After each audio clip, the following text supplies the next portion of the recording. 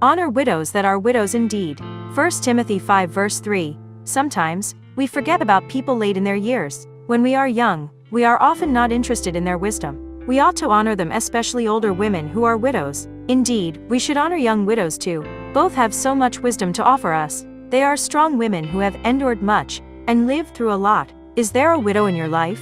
Perhaps you could offer her a tea, ask her about her faith, and listen for the wisdom she can share with you. Often, honoring someone is done by simple acts like seeking wisdom, sharing a meal, or complimenting her. 1 John 4 verse 4 says, "Ye are of God, little children, and have overcome them, because greater is he that is in you than he that is in the world." This verse is an encouragement to the believer. John reminds us that the He who is within us, God, is greater than he who is in the world, the spirit of Antichrist. In context, John is speaking of the many false spirits who will show up in the last days. He assures the believer that the Spirit of God has allowed us to overcome these false spirits. We don't have to worry, because we have made preparations by accepting the one true God, who is greater than anything the world has to offer.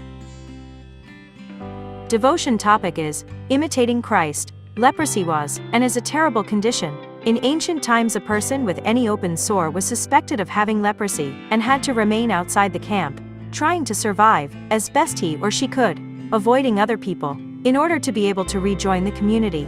A person whose sores had healed needed to show him herself to the priest as proof of the healing.